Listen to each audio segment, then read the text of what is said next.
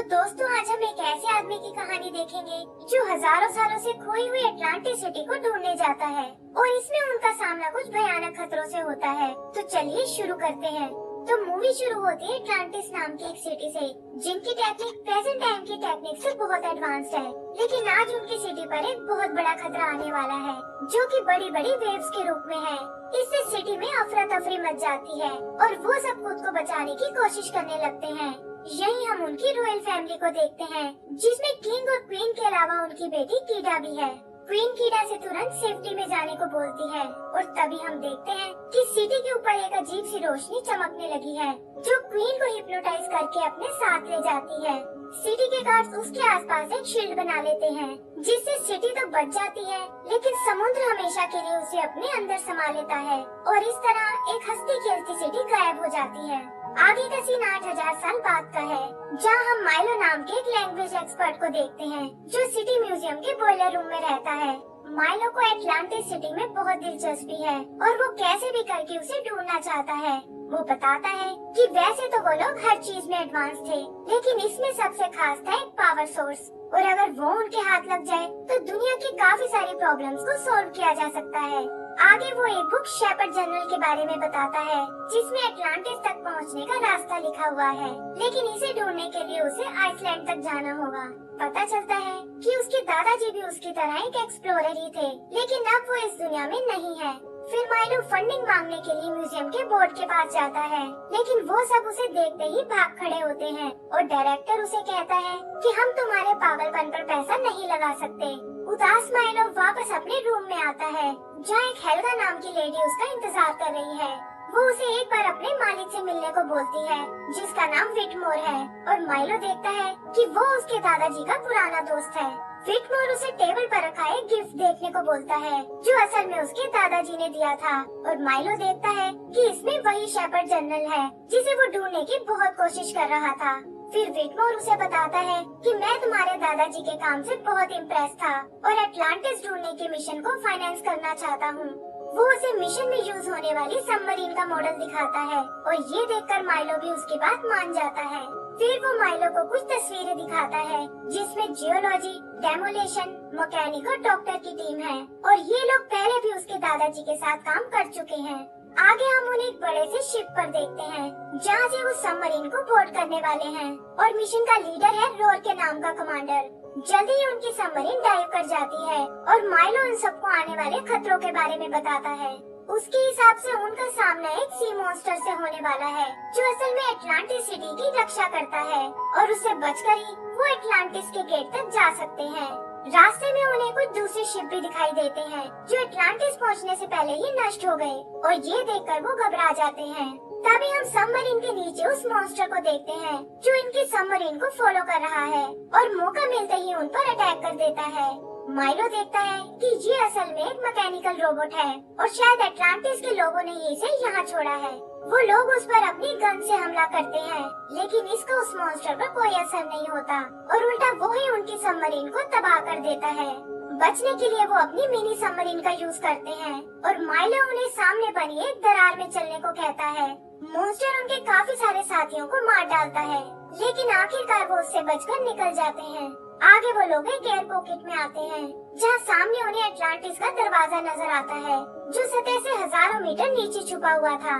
फिर वो अपने मरे हुए साथियों को श्रद्धांजलि देते हैं और कमांडर उन्हें आगे बढ़ने के लिए अपनी गाड़ियाँ तैयार करने को बोलता है।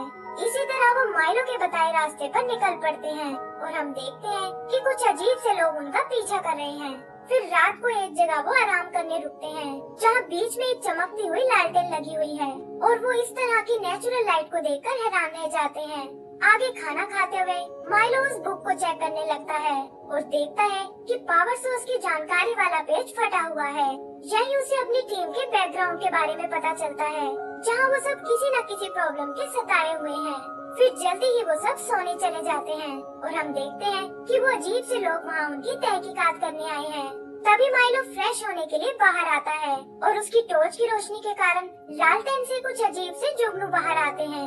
माइलो देखता है कि ये किसी भी चीज को पल भर में जला देते हैं और ऐसे ही हजारों जुगनू उनकी तरफ आ रहे हैं। इससे उनके पूरे कैंप में आग लग जाती है और वो तुरंत अपनी गाड़ियाँ लेकर ब्रिज को क्रॉस करने लगते हैं।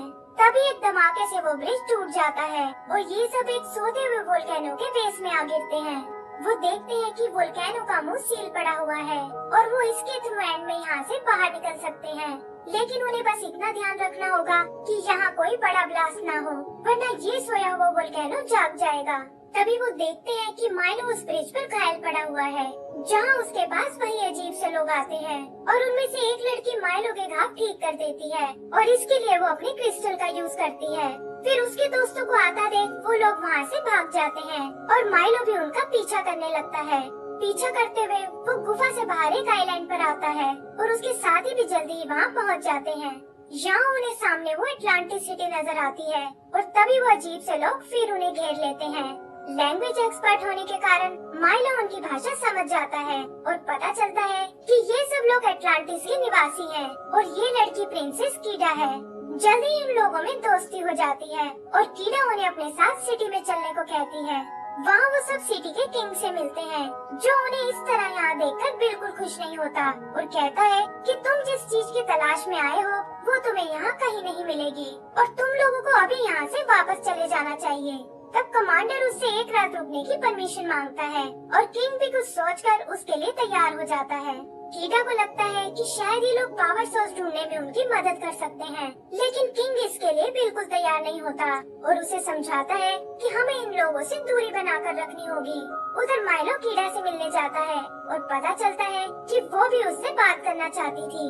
वो दोनों एक दूसरे से बहुत सारी इंफॉर्मेशन शेयर करते हैं और माइलो उसे अपनी बुक के बारे में बताता है और ये भी कि वो उनकी लैंग्वेज पढ़ सकता है। फिर कीडा उसे अपना एक शिप दिखाती है जो काफी टाइम से इनएक्टिव पड़ा हुआ है और माइलो बताता है कि इसे तुम्हारे क्रिस्टल से शुरू किया जा सकता है। आगे कीडा उसे अपनी पूरी सिटी घुमाती है और माइलो भी उनकी सोसाइटी और कल्चर को देखकर हैरान रह जाता है। तब कीडा उसे बताती है कि ये सब बस कुछ ही टाइम के लिए है, क्योंकि अंदर से उनकी सिटी मर रही है और माइलो से अपनी मदद करने को कहती है। फिर वो उसे पानी के नीचे एक सीक्रेट जगह ले जाती है, जहाँ कुछ पुरानी पेंटिंग्स बनी हुई हैं और माइलो उन्हें स्टडी करने लगता है।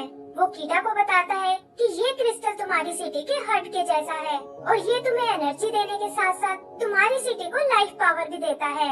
कीडा उसे इस क्रिस्टल की लोकेशन के बारे में पूछती है, लेकिन माइलो बताता है कि बुक का पेज फटा होने के कारण वो इसके बारे में कुछ नहीं जानता। बाहर आने पर उनका सामना कमांडर से होता है, जो असल में यहाँ इस क्रिस्टल को चुराने आया था और पता चलता है कि वो फटा हुआ पेज भी उसी के पास है। वो माइलो से इसे ढूंढने में अपनी मदद करने को कहता है, वरना वो कीडा को जान से मार डालेगा और माइलो को ना चाहते हुए भी उसकी बात माननी पड़ती है। यहाँ से वो लोग सीधा किंग के पास आते हैं, क्योंकि पेज में लिखा था कि सिर्फ वही इसकी लोकेशन के बारे में जानता है। किंग उनकी बात मानने से मना करता है और ये सुनकर कमांडर गुस्से में उसे मारने लगता है। तभी उसकी नजर पैलेस के बीच बने उस फाउंटेन पर पड़ती है, जिस पर वही निशान बने हैं जो इस बुक पर बने हुए हैं। वो उस जगह को चेक करने जाता है और तभी वो पिलर एक लिफ्ट की तरह नीचे जाने लगता है। वहाँ वो उस बड़े से क्रिस्टल को देखते हैं, जिसकी रक्षा अटलांटिस के पूर्वज कर रहे हैं। कमांडर माइलो से इसे नीचे लाने का तरीका पूछता है और तभी अचानक क्रिस्टल से निकली रोशनी कीडा को हिप्नोटाइज करके अपने साथ ले जाती है। वो उसे अपने साथ ऊपर क्रिस्टल की ओर खींच लेती है और फिर देखते ही देखते सारी पावर उसके अंदर ट्रांसफर हो जाती है और ऐसा लगता है जैसे वो और क्रिस्टल एक हो चुके हैं। ऐसा होते ही उसके पूर्वजों के स्टोन नीचे गिर पड़ते हैं और कमांडर उसे एक लोहे के बॉक्स में कैद कर लेता है। वो उसे वहाँ से बाहर ले जाने की तैयारी करते हैं और माइलो इन सब से बिल्कुल एग्री नहीं होता। वो उन्हें समझाता है कि इस तरह अटलांटिस सिविलाइजेशन का अंत हो जाएगा और उन्हें इन लोगों पर रहम करना चाहिए। वो बाकी टीम से भी रिक्वेस्ट करता है कि तुम लोगों ने भी अपनी लाइफ में बहुत दुख झेले हैं और तुम्हें इनके दर्द को समझना चाहिए। लेकिन कमांडर कहता है कि दुनिया में पैसे से बड़ा कुछ नहीं होता और ये कहकर माइलो को एक जोरदार पंच मारता है। वो उसे भी उसके दादा की तरह एक फेलियर बताता है और अपने लोगों को वहाँ से निकलने को बोलता है। तभी अचानक उसकी टीम का मन बदलना शुरू हो जाता है और हेल्गा को छोड़कर बाकी सब माइलो के साथ आ जाते हैं। कमांडर को इससे भी कोई फर्क नहीं पड़ता और वो हेल्गा के साथ वहाँ से निकल जाता है। उसके जाते ही सिटी का पानी सूखने लगता है और लोगों के क्रिस्टल की पावर भी कम होने लगती है। कमांडर जाते हुए उस ब्रिज को ब्लास्ट कर देता है ताकि कोई भी उनके पीछे न आ सके। आगे हम उन सबको पैलेस में देखते हैं, जहाँ डॉक्टर किंग को ठीक करने की कोशिश कर रहा है। किंग माइलो को बताता है कि ये हमारी फैमिली का ट्रेडिशन रहा है और जब भी यहाँ कोई मुसीबत आती है क्रिस्टल रॉयल फैमिली में से किसी एक को चुन लेता है ताकि अपनी पावर्स को सुरक्षित कर सके। ऐसे ही उसने कीड़ा की मॉम के साथ किया था और अब उसने कीड़ा को चुना है। आगे वो बताता है कि ये सब उसी की गलती है और उसी की वजह से 8000 साल पहले वो सुनामी आई थी क्योंकि वो इस क्रिस्टल की पावर को वेपनाइज करना चाहता था। वो माइलो से कीड़ा को बचाने को कहता है क्योंकि जल्दी ही क्रिस्टल उसे पूरी तरह कंट्रोल कर लेगा और फिर वो कभी वापस नहीं आ पाएगी। इसके लिए वो माइलो को अपना क्रिस्टल देता है और कहता है कि अब कीड़े और एटलांटिस को बचाने की जिम्मेदारी तुम्हारे हाथों में है और ये कहकर किंग दम तोड़ देता है। माइलो अपने अगले एक्शन के बारे में सोचता है और तभी उसे याद आता है कि एटलांटिस के पास अपने उड़ने वाले शिप हैं। वो वहाँ पड़े पुराने शिप्स को एक्टिवेट करता है और बाकी लोगों को भी इसे चलाने का तरीका बताता है। जल्दी ही वो सारे शिप चालू हो जाते हैं और माइलो अपने साथियों को लेकर कमांडर के पीछे चला जाता है। उधर कमांडर के लोग ब्लास्ट करके वोल्केनो के मुंह को खोल देते हैं और एक बैलून की मदद से वहाँ से निकलने का प्लान करते हैं। तभी वो माइलो और उसके साथियों को आते हुए देखता है और वहाँ उनके बीच में एक जंग शुरू हो जाती है। कमांडर के लोग भी अपने पोर्टेबल प्लेन्स का यूज करते हैं और ये देखकर माइलो परेशान हो जाता है। फिर वो देखते हैं कि उनके शिप में भी अटैक करने की पावर है और इससे पूरी गेम पलट जाती है। कमांडर भी ये देखकर अपने बैलून की स्पीड बढ़ा देता है और कीड़ा को बचाने के लिए माइलो सीधा उस बैलून में क्रैश कर देता है। कमांडर देखता है कि उनकी स्पीड स्लो हो रही है और लोड कम करने के लिए वो अपने ही साथी हेल्गा को नीचे गिरा देता है। तभी माइलो वहाँ आकर उस पर अटैक कर देता है और उन दोनों में लड़ाई शुरू हो जाती है। हेल्गा को कमांडर के इस धोखे से बहुत दुख होता है और वो एक गन से बैलून को नष्ट कर देती है। कमांडर गुस्से में माइलो पर एक कुल्हाड़ी से हमला करता है और इसी चक्कर में वो उस बॉक्स के ग्लास को तोड़ देता है जिसमें कीड़ा कैद है। माइलो उस ग्लास का एक टुकड़ा उठा लेता है और उसे कमांडर के हाथ पर हमला करता है। ग्लास में क्रिस्टल की पावर होने के कारण कमांडर का शरीर भी क्रिस्टल में बदलने लगता है और जल्दी ही वो एक मॉन्स्टर बन जाता है। फिर हम उसे माइलो पर दोबारा अटैक करते हुए देखते हैं, लेकिन रोटर ब्लेड उसके शरीर को चकनाचूर कर देता है और माइलो उस बॉक्स के साथ नीचे आ गिरता है।